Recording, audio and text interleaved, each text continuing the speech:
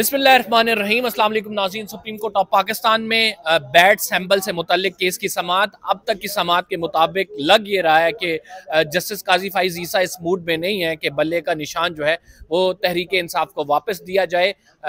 चूँकि election commission ने appeal किया और कहा है कि ये बल्ले का निशान जो है वो तहरीक इंसाफ का नहीं बनता इंट्रा पार्टी इंतखाबात के हवाले से। अब तक की समाअत जो है अभी दोबारा समाअत रिज्यूम हो गई है, लेकिन हम आपको सम अप कर देते हैं। साकिब साहब, इंट्रा पार्टी इंतखाबात पर सवालात उठाना, इसके साथ चीफ जस्टिस का ये कहना कि अगर आप इसके लोकस स्टैंड आए जिसको मेंटेनेबिलिटी कहते हैं उस पर आप इनके खिलाफ इलेक्शन कमीशन के खिलाफ, क्या इलेक्शन कमीशन की मेंटेनेबिलिटी बनती है? वो यहाँ पे आ सकता है एक पार्टी के खिलाफ एज अ हरीफ बना हुआ है ना अभी तो इलेक्शन कमीशन। एक बात तो जो दलाइल जो बात जो ज़ाहिर सी बात है, मेंटेनेबिलिटी पे सवाल उठाया था पीटीआई के वकील जो सीनियर वकील हैं हामिद खान साहब ने कि मेंटेनेबिलिटी नहीं है, मतलब इलेक्शन कमीशन खुद पार्टी बन के यहाँ पे नहीं आ सकता। उन्होंने मिसाल दी थी कि एक सेशन जज जो है सेशन कोर्ट का, अगर वो को फैसला देता है तो पार्टी जो है फ्रीक होता है, मुतासरा फ्रीक वो आ सकता है, लेकिन सेशन जज सेशन कोर्ट नहीं आ सकती। तो उसको वजाहत जो है वो चीफ जस्टिस ने की। लेकिन एक चीज़ जो है वो अगर क्रक्स में आपको बता दूँ, चीफ जस्टिस इस चीज़ पे कायल है कि जो इलेक्शन कमीशन है वो आ सकता है और इलेक्शन कमीशन जो है उसको प्रोसीड कर सकता है खुद आके। ये चीज़ तो ऑलमोस्ट जो है वो तय हो चुकी है, क्योंकि उन्होंने अपना माइंड डिस्क्लोज किया है इस पॉइंट पे कि इलेक्शन कमीशन आ सकता है या नहीं आ सकता। अब दूसरा मामला है वो मेरिट्स और डीमेरिट्स पे है। जिस तरह सुप्रीम कोर्ट ऑफ पाकिस्तान जो है वो इन डेप्थ जा रही है कि एक एक चीज़ को फाउंडिंग मेंबर और इस तरह के इलेक्शन कमिश्नर कौन था, कहाँ पे इलेक्शन हुए, अनअपोज क्यों थे, तो ये वो क्वेश्चंस हैं जो क्वेश्चंस मेरा ख्याल है कि इस मामले की जो हसासियत और पीटीआई के एंड से अगर देखा जाए तो उनकी संगीनी का जो है वो पता देते हैं कि कहीं ना कहीं ये एक चीज़ जो है वो जाहिर हो रही है। आगे चलकर कुछ हो सकता है, कोई यतमी तो नहीं कहा जा सकता। पीटीआई जब इस पर आर्गू करेगी उन पे अपने आर्गूमेंट्स होंगे, लेकिन अभी तक जो है वो सुप्रीम कोर्ट से ये जो तवक्को की जा रही थी कि शायद सुप्रीम कोर्ट इलेक्शन कमीशन को कहे कि आप जो है वो कहाँ आ गए पार्टी बन के, आप जाएँ इलेक्शन करवाएं। पहले ही बड़े सवालात उठे हुए हैं, एक पार्टी के उस सिंबल के पीछे पड़े हुए हैं, देखेंगे हम इलेक्शन के बाद कि क्या करना है। ये टेक्निकल बुनियादों पर टोटल जो है वो बुनियाद है। फिर अगर आइडियलिज्म की बात की जाए तो आइडियली अगर देखा जाए तो इस मुल्क में सिर्फ एक जमात, सियासी जमात या मजहबी जमात, वो जमात इस्लामी है कि जिसके एक आइडियल इलेक्शन होते हैं जिसमें पूरा एक प्रोसेस फॉलो किया जाता है। इसके अलावा कोई जमात भी नहीं है। तो अगर कोई जमात भी नहीं है, कोई फाउंडिंग मेंबर भी नहीं है, दो चार एक मतलब अगर पीपल्स पार्टी की बात की जाए तो वो एक फैमिली पार्टी है, नून लीग की बात की जाए तो वो भी एक फैमिली पार्टी है, इसी तरह अगर जो जेयूआई की बात की जाए तो वो भी एक फैमिली पार्टी है।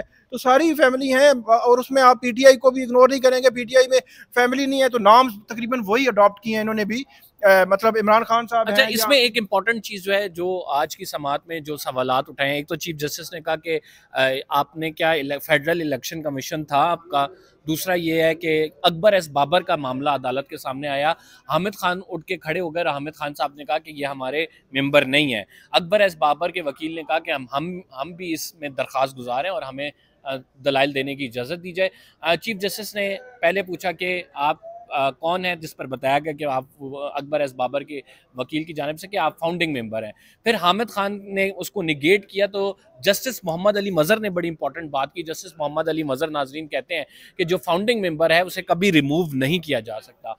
इस को देखकर और फिर जो दो तीन चीज़ें और हैं, जैसे चीफ जस्टिस ऑफ पाकिस्तान ने कहा क्या इंट्रा पार्टी इंतखाबात में किस किस ने शिरकत की, क्या वेन्यू कौन सा था, किस जगह पे हुए, तो लग ऐसा रहा है कि सुप्रीम कोर्ट इस तरफ जा रही है कि इंट्रा पार्टी इंतखाबात में चूंकि वो अगर मेरिट पे ना हुए तो उसे कलादम करार दे देगी। बिल्कुल आपने ठीक पॉइंट आउट किया है। सुप्रीम कोर्ट अगर तो जो है वो जिस तरह आगे बढ़ रही है और जिस तरह के सवालात आ रहे हैं और पीटीआई के जो पेपर वर्क है, जो फाइल है इलेक्शन के हवाले से, जो मैं हैरान हूँ कि पीटीआई के सारे वकील जो है इस इलेक्शन को कंडक्ट करा रहे थे, उनको एक तरफ जो है वो अपना जो आइन है वो सामने रख के उन तमाम तकाज़ों को पूरा करना चाहिए था जो तकाज़े ज़रूरी थे। अब वो उन्होंने पूरे किए या नहीं किए, बज़ाहिर अभी तक तो ऐसी चीज़ें लग रही हैं कि उनके पेपर वर्क पूरा नहीं है।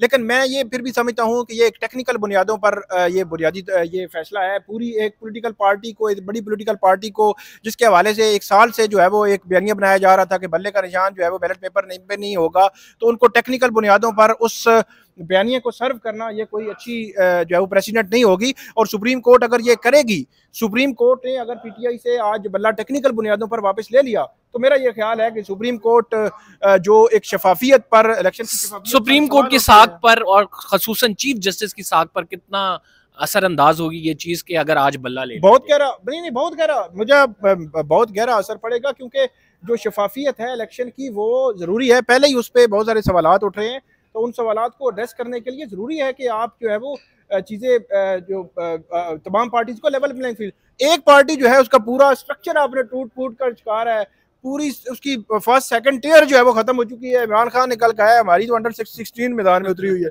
तो अंडर 16 जो है उससे बल्ला भी ले लें, उनको कहें कि बल्ले के बगैर आपने खेलना है, तो ये हैरान को बड़ा नुकसान होगा, पार्टी गैर फाल हो जाएगी। लेकिन उन्होंने अल्टरनेट तैयार किया हुआ है साकिब बशीर साहब, अल्टरनेट ये है कि किसी और सैंपल पे लड़ेंगे, प्लान बी ये है, लेकिन जो है इससे फर्क बड़ा पड़ेगा।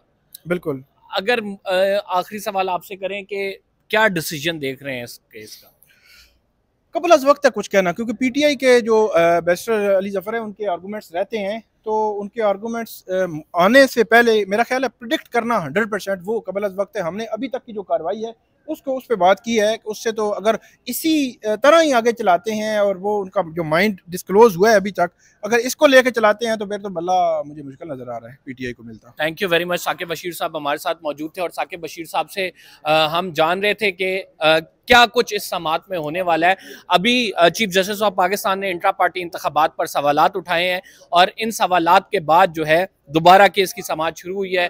मखदूम अली खान, एक प्राइवेट वकील को हायर किया गया है जो है इलेक्शन कमीशन की जानिब से, जो कि बड़े टॉप लॉयर हैं।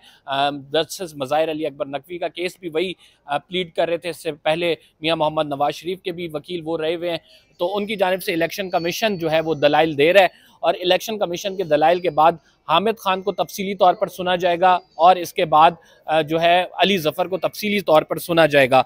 इस केस की समात में अभी तक जो बात सामने आई है वो चीफ जस्टिस ऑफ पाकिस्तान ने एक तो सवालात उठाए हैं इंट्रा पार्टी इंतखाबात के हवाले से, दूसरा चीफ जस्टिस ने कहा है कि ये फैसला हमें जो है जल्द करना है, अगर आप इस फैसले में डिले चाहते हैं, क्योंकि तहरीक इंसाफ की जो वकला टीम थी उसने कहा कि हमें वक्त दिया जाए तैयारी के लिए, हम तैयार नहीं है, तो चीफ जस्टिस ने कहा कि अगर आप डिले करना चाहते हैं तो हमें पेशावर हाई कोर्ट का फैसला मुअत्तल करना होगा, और पेशावर हाई कोर्ट का फैसला मुअत्तल अगर करते हैं तो मामलात नाज़रीन बहुत आगे चले जाएंगे। इसी वजह से पीटीआई भी आज ही दलाइल देगी, क्योंकि कल जो है वो सैंपल अलॉट होने हैं और इलेक्शन कमीशन की जानिब से बताया गया है कि जो बैलेट पेपर छपने के लिए वो परसों दिए जाएंगे, तो लिहाजा ये बड़ा इंपॉर्टेंट मामला है। आज इस केस की समाअत मुकम्मल करनी है, इसीलिए जस्टिस मज़ाहिर अली अकबर नकवी का केस जो कि सुप्रीम जुडिशल काउंसिल ने उसकी कार्रवाई करनी थी, आज वो बहुत थोड़े टाइम के लिए चलाया गया और उसमें सुप्रीम जुडिशल काउंसिल उठ के चली गई कि हमारे पास जो है इलेक्शन के केस हैं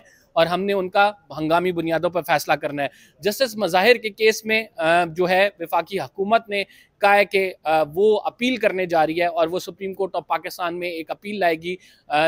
एक जज साहब के फैसले के हवाले से जस्टिस साकिब निसार ने एक जो रेफरेंस आया था उस पर 2 जजेस ने फैसला किया, उस पर अपील आ रही है। तो जस्टिस मज़ाहिर का केस 16 से 17 फरवरी के दरमियान लगाया जाएगा और ये इंतखाबात के बाद सुना जाएगा। और ये केस में सुप्रीम जुडिशल काउंसिल ये चाहती है कि उनके जो तमाम पर्स एंड प्रिविलेज हैं वो उसको जब्त कर दिया जाए और उनको बाकायदा डिसमिसल उनकी की जाए। जस्टिस इजाजुल एहसन का इस दौरान इस्तीफ़ा आना हैरान कुन था। जस्टिस मुनीब की भी लोग बातें कर रहे हैं, लेकिन अब तक के ज़राए के मुताबिक हम आपको ये बात कंफर्म कर सकते हैं कि जस्टिस मुनीब, जस्टिस आयशा मलिक और जस्टिस याहिया अफरीदी के इस्तीफ़े अब एज ऑफ नाउ अभी तक की इतलात के मुताबिक नहीं आ रहे हैं सुप्रीम कोर्ट ऑफ पाकिस्तान से। तो ये बड़ी खबर थी, हमने सोचा आपके साथ शेयर करें। कंबर ज़ैदी को इजाज़त दीजिए, सब्सक्राइब करना ना भूलें। इंशाल्लाह अगले व्लॉग में मुलाकात होती है। अल्लाह ने के बाद।